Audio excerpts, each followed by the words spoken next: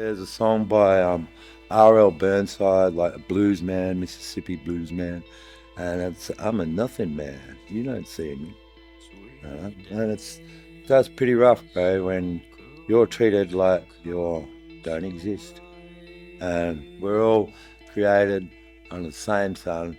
Doesn't matter, white fella, black fella, yellow fella, whoever. You paint it pink and have yellow stripes, but we all bleed red. We all deserve a chance. Like, come on, isn't that what it's about, eh? We all deserve to be treated like a human. I don't want $1 million, but it'd be, to get a bit of respect and have people actually see you as a human and not as some person on the street. Streeties are the ones who got your back all day. Streeties are the one, we see something happening, we'll weigh in. What, all love falls over, or someone's like, half dead on the street, because life's got the better of you. We're the ones who weigh in. You right, mate? So how about it? How about the general public know that too?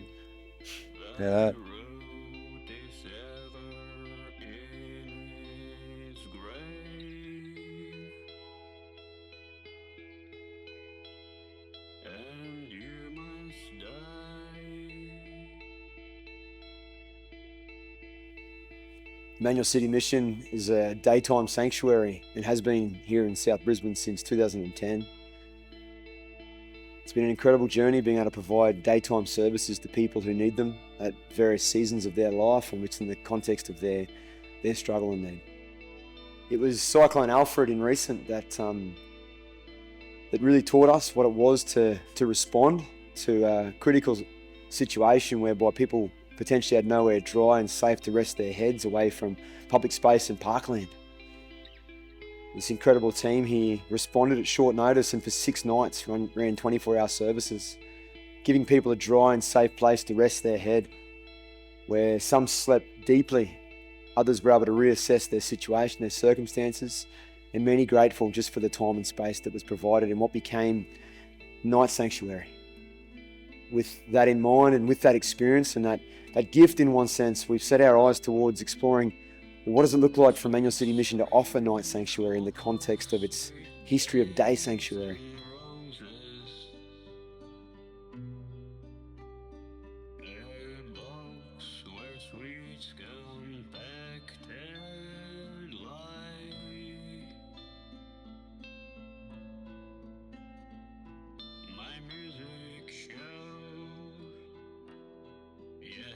For 16 hours, people are isolated. It's hard to know where to go, what to do when you've got very little or nothing. We'll experience that tonight firsthand, and we'll look to understand that need, understand that journey in the context of what we set our eyes towards in light of our future here at Emmanuel City Mission.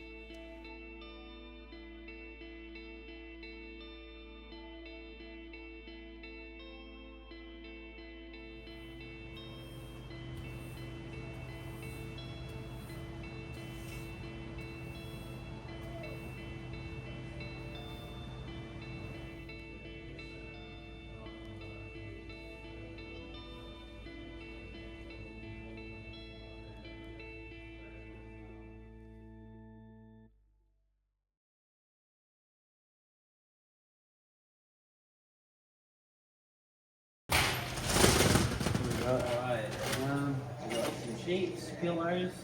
Thinking maybe something small, maybe just one of those, maybe that green cone at the bottom one. Yeah, that one here. Yeah, I might do it, something like that. Thanks. Some clothing. I need to change my clothes. You can see why, nothing to do with the volunteers, but you can see why the visitors get frustrated here, because you just don't want to, I guess you don't want to look silly and stand out like a goose, I guess, because you've got enough against you, looking good, feeling good. That could be a baseline in a place like this if you can get the right bit of garment, and that, that's probably why some of these services exist, the showers and you're just 30% better, and if you got a good set of duds and a good top, and just to lift your game from the things that really are challenging, like the accommodation, the identification, things that I know all too well. But yeah, I've probably underestimated this space here, just how frustrating it is to, have to think about wearing a set of 36s for the next 16 hours when I'm at 30. T-shirt, this shirt's fine. It's cool. I'm really grateful for it all, to be honest with you, but just haven't got the size. And yeah, what size are they, brother?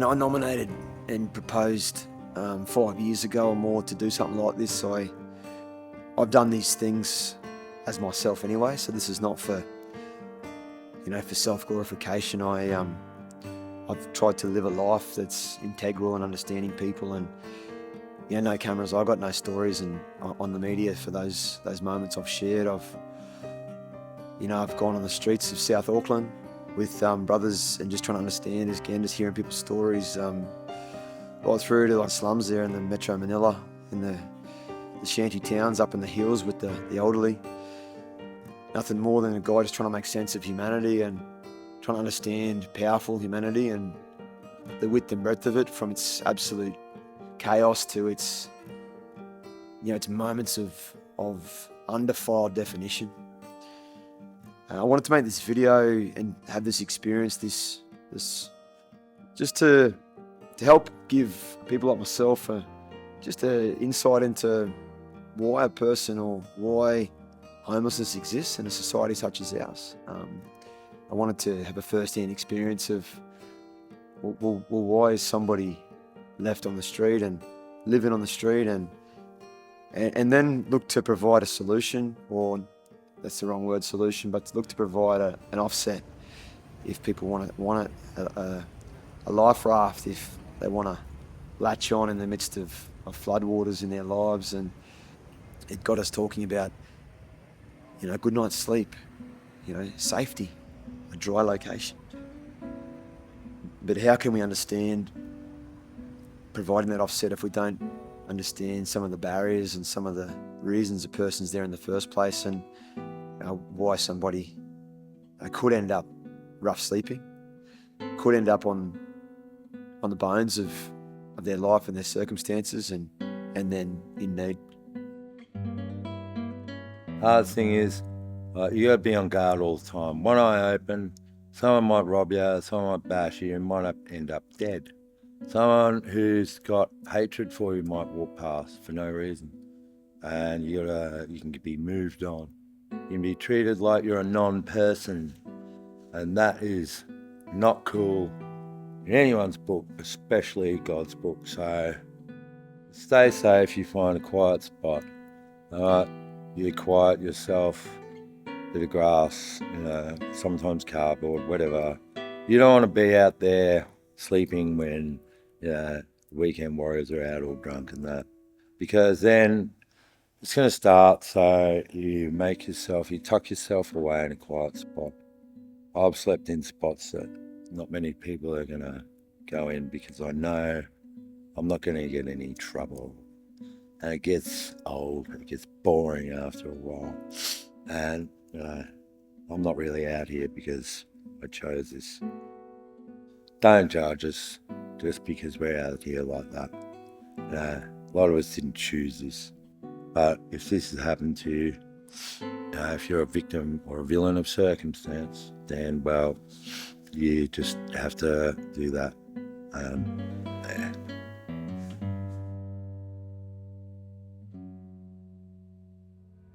Man, I've been some places in my life, and Jake took us to a place yesterday, and I'll leave it anonymous, but a place well known to this community, and I've heard it spoken about before. Yellow. Yellow is its first name. Everyone else will know.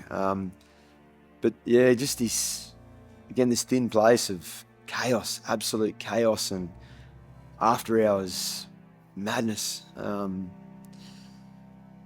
Sanctuary for some, I guess. There's beds there, and people have clearly lived in this old venue, been vacant forever.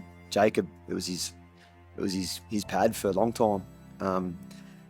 We're up close and personal in there, but we got open needles everywhere. We got all different drug paraphernalias and apparatus everywhere. We got stolen goods. We got, just strange content, strange paraphernalias just all throughout the place. And then there's a bed here where someone's living, and there's just a smell of death. And as I walked around one of the corners, but seeing people that we probably welcomed for the last 15 years have resided there, it's been home for them. I don't want to think what's happened in that venue. It's masked by, multi-million-dollar facades, left, right, front, back, river views even. But in the center of this is just this den of darkness and light, in the midst of the vines and the eeriness, the ambience, the slow motion, the fast pace of the heart, not knowing if someone's going to front there that might be upset we're there, but just trusting Jakey's experience, and a man in his 50s who's these streets have been his home for forever, trusting in his kudos that he tells me that he had.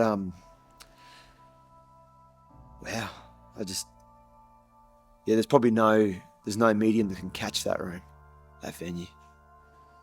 Wow. Yeah, a thin place, man. Yeah, it's a thin place. It just feels like childhood trauma. It feels like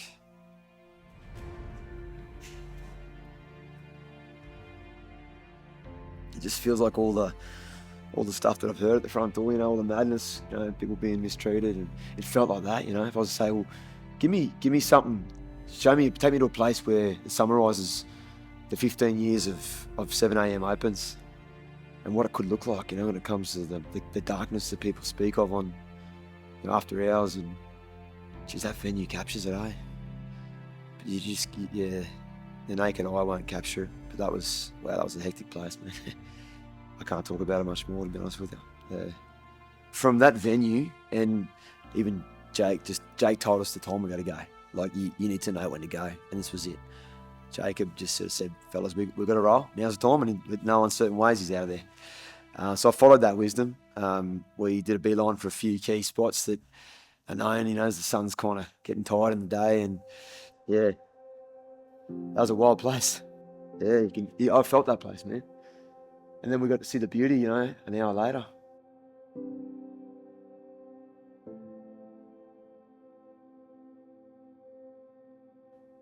It'll be a take home for me, and a lesson that I'll take forward from this very special night is just the importance of a non-judgmental society, first and foremost, that being the baseline of every interaction, from the professional world to the marginalised world.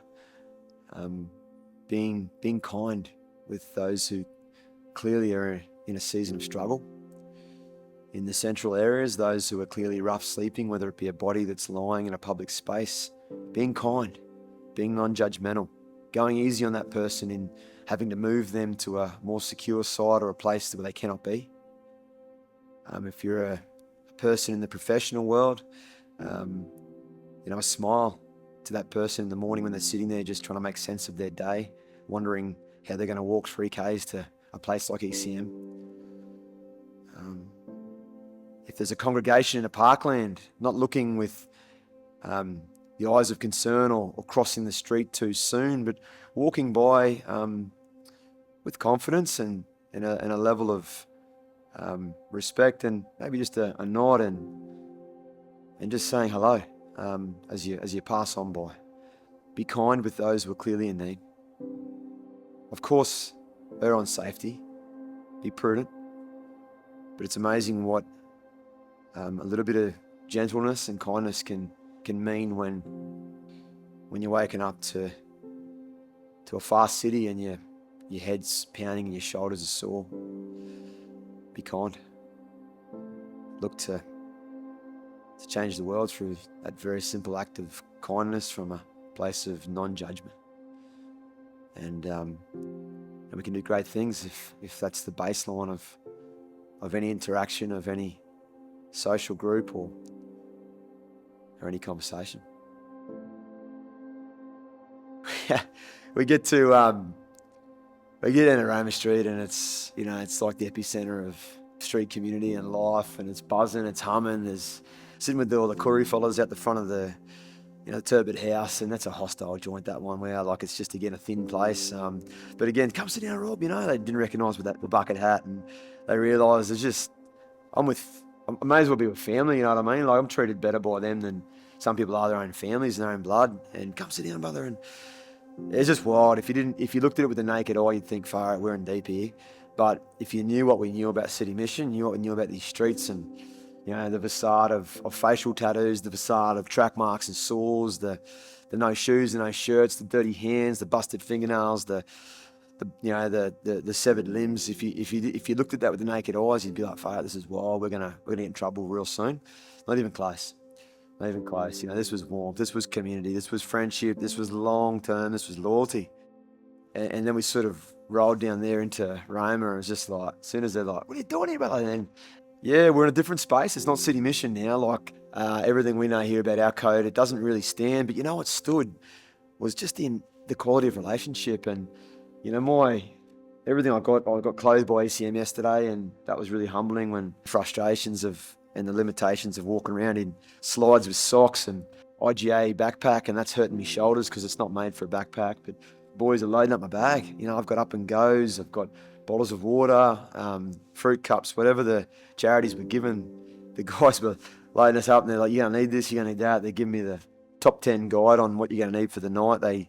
You come and get my swag, brother. Hey, come crash at my place, man. I got a unit, or I got a squat right now, and it was just overwhelmed with just resources, really overwhelmed with what the guys didn't have in their wallets, mate. They lined me with their hearts, their words, and their the giveaways of their own kindness. Like, you don't get that in the real world. You don't get that.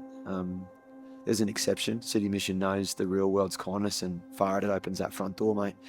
But that kind of last night was just exceptional. And then this conversation after conversation, and then the questions, you know, what if we did night sanctuary? We're just overwhelmed with perspective. What do you reckon about the upstairs at the venue? And if we get that going, obviously there's a percentage of people that will never stay here. But of the ones that want to get off the street and want a free night, it's like a glorified Murray Watch where you can go there in short notice. What do you reckon of that? If it's nice, the rooms, how does it help? Oh, give them a decent bed to sleep in for the night. Yeah. You know what I mean? And there's somewhere where they can go and have shit like the showers upstairs and whatever. You know, it's got most of this mob town sleeping rough. Most of them? Mate, I would say 90% of everyone that's here will be sleeping rough tonight. Yeah. Okay. What are we talking? Park benches, tents, footboards on the ground? Wherever they can find it.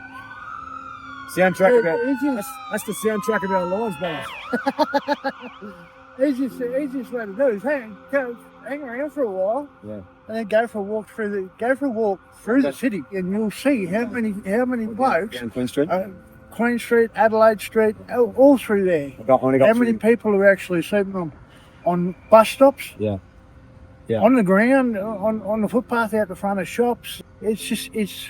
Yeah. Okay. I think you'll be amazed at the amount of people that you'll get staying at Emmanuel's every night. Yeah. A lot of people say you'll never be hungry in Brisbane if you're homeless, and that was cool to see that firsthand. As far as the services rocking up in Roma Street there at Emma Miller Place, and I know of those services. I know many of those who run them services, and that was cool to see them on display firsthand, sort of incognito, if you like. Just great meals, great consistency, great effort coming out of those camps, and so grateful for that. Saw a father with his children last night walking around with takeaway dinners that they just bought from a local shop, and they were walking through the parkland in the dark, the children saying, "Would you like a meal, sir? Would you like a meal, miss?" Just so dignified, just tearing down all the walls that could otherwise separate. Absolutely personifying a non-judgmental society, closing the social gaps. What a contrast, eh? You know, from from that place that Jacob took us that I can't explain, but then into a place of, it was like a church community that loves each other last night in that Emma Miller place. True church that was for me.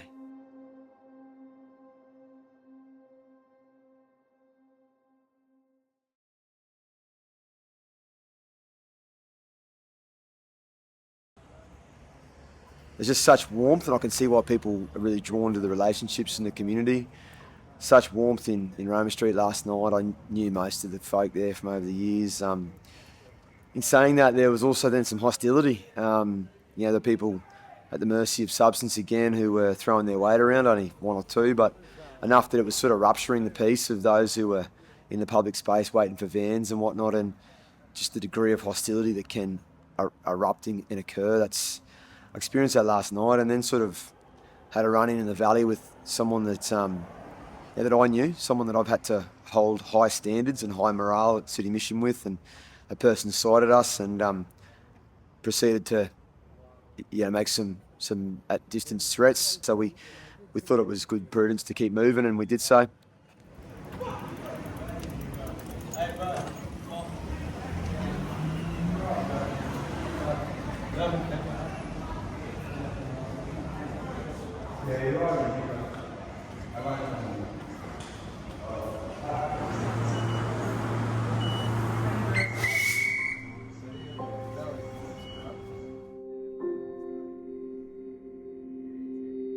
Every day. It can be every day. Every day stuff can kick off like you saw last night, man. It's exhausting. I'm tired of having to do it. So many of us, some of us get so tired of it that, hey, boom, gone. That's another person lost.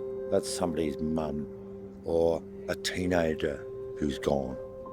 That's, the world is a poorer place if we lose people like that.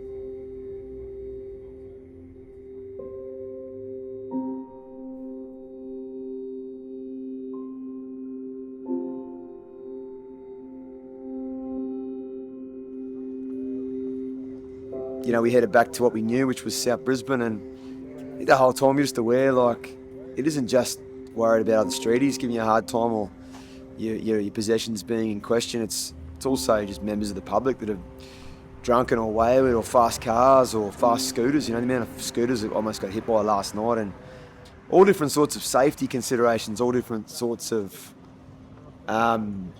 just things to be aware of when it comes to your guards up. You're even being moved on by the security guard at 1 a.m, that was demoralising because it was done with such hostility. I felt like an animal being moved on, rather than someone saying, "Hey mate, would you," just a little bit of compassion and consideration.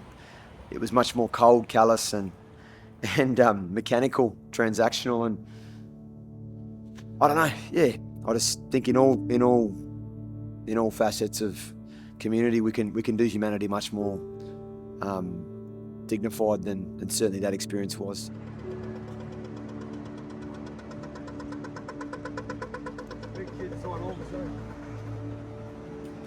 You're not sure what your next move is. I don't know what to expect. We had a guy that we had had a little bit of run-in with. Saw him in the valley, and I think he noticed Jake, and then said, possibly himself, and screaming out down Brunswick Street there at the train station. That's sort of how it gets wild for us, because we have to hold a have to hold a standard at ECM, and the team does a great job doing that, but people then picture you as a bit of an enemy or maybe a vendetta or something. But in light of all that, yeah, that was only a bit of strange sort of stuff tonight. I guess the big thing now is like, well, where do you stay? I don't know where I'm going to go. Literally, sort of do feel like you're on the bones. Sorry, mate. Do feel like I'm on the bones of the night. Yeah, there's no services around that you can just go into. It's where I've sort of the idea of night sanctuary, just sort of, even if you get wind of it and you're in the valley, you can still be there in an hour and put your head down and yeah, wow. I suppose I'm just sort of thinking how good that would be right now for both me and Jakey just to roll into something like that where the heat's off you straight away. But as far as, well, where are we going to go, what are we going to do, are we safe, someone can jump on us. And, you know, we saw our old matey scream at us in Bunbury Street, and that's just unfortunate. I mean, I've also really helped that guy many times too, and so it's a funny one, but at the same time, in light of that person seeing you while you're vulnerable sleeping on a park bench and identifying you, you can see why guys get, you know, a world of hurt too. Yeah, so we're heading back on the South Bank side. It's kind of our hood, if you like. There's probably a piece here that I wasn't experiencing in the valley. Here we are. How you going, Jakey? Tough, man. Look at these, man. Yeah, no. Should we go to the get down to the Greek Club?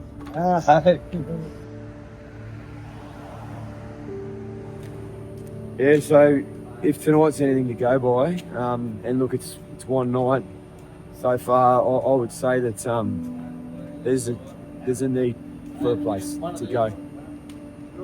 Short notice, urgent crisis.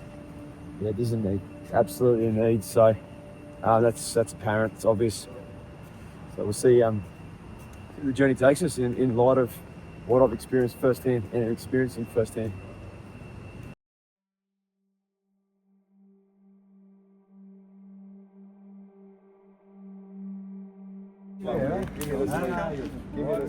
I can kind of see why visitors even want to sleep in our yard. Like they won't cause any trouble, but they want to camp in the church door or the nook and cranny, ECM kind of up on the corner. I can see why. It just feels safe. It feels close to home, I guess.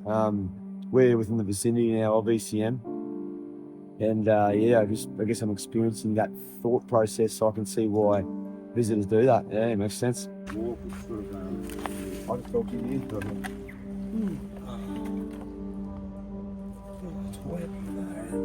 I'm so tired that I actually don't really care now.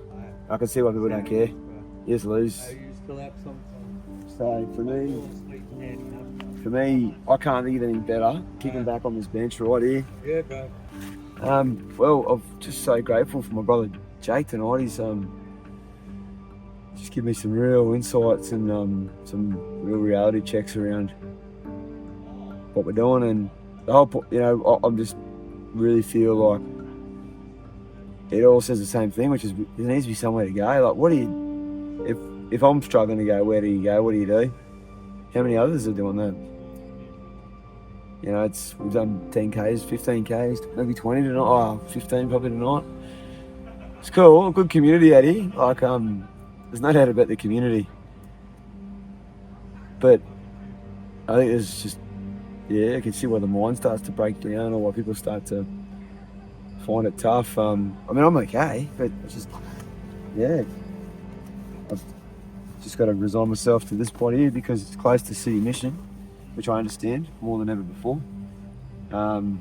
Feel like I'm sort of under the light a little bit. Yeah, I don't know, but this feels like it's possibly okay here. Yeah, you sort of, I suppose you stop caring, eh? I think with what I know about different stuff getting lifted, it's going to go there.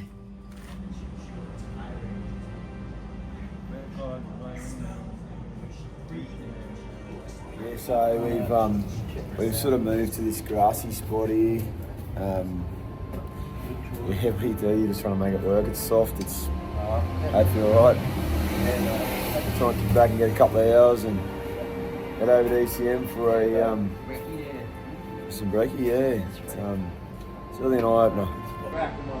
This is me. This is my brother Jake. We're just camping out in the this little cosy corner. The brother's got a couple of, you get a chin ups. He's got shelves. He's Dari's in bed. Yeah, well, here we are. We've been moved on already from where we were. It was a beautiful spot. I couldn't see the issue myself, but security just sort of said, "Look, you can't be here." And yeah, I guess we got to move on. So we moved on, and we just see what the night brings. I can really appreciate what brothers and sisters go through when they get moved on and moved on and moved on, and yet there's nowhere to go. There's no resources, no money, no nothing. Nothing's open, no services. There's no pick-up vans, there's no ECM at night, there's nothing. So I'm really gaining an appreciation. And look, the entry-level joints aren't great, so hey, what do you do? Anyway, we'll give this a go here.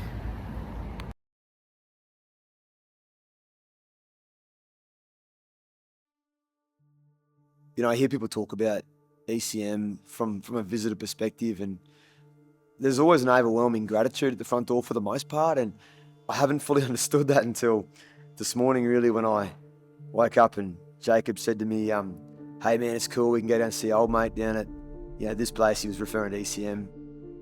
One thing we could bank on was that City Mission was going to be open, and I was grateful for, in a new way, a fresh way, a way that I haven't been able to fully understand before, but the penny fully dropped for me this morning. We experienced the width and breadth of after hours living for someone who's rough sleeping in our city. In light of that, night sanctuary could be an answer for those who wish to pursue that safe, dry, secure location at short notice. When circumstances are frayed, situation becomes out of control at short notice, and there is somewhere. We want to close the gap on those 16 hours and look to provide night sanctuary in this city, giving people a positive alternative to rough sleeping and making sure that there's somewhere to go at any time in this city. That can't be achieved in our current capacity. We need the support of this community. It's shown up for 15 more years now, ensuring daytime sanctuary, and that has impacted thousands of lives. We can't do it alone. Please help us if you can. Emmanuel City Mission means sanctuary to me, and a lot of other people. We depend on this. We don't have this. We're in a world of trouble, mate. So please, can you weigh in? Because our mate here needs the funds to keep it going and take it onwards and upwards. So come on, weigh in for people, please. You're weighing in. You're not afraid of, weighing in, and neither am I. But, comes at a cost. So how about just maybe, some good fellas who are, practice, that good way of helping people and helping an organisation like this move it on up, and a bit more funding for people who are doing this. There's not many who've got the drive, the ambition to take it up a bit further and doing it for the right reasons, helping your fellow man.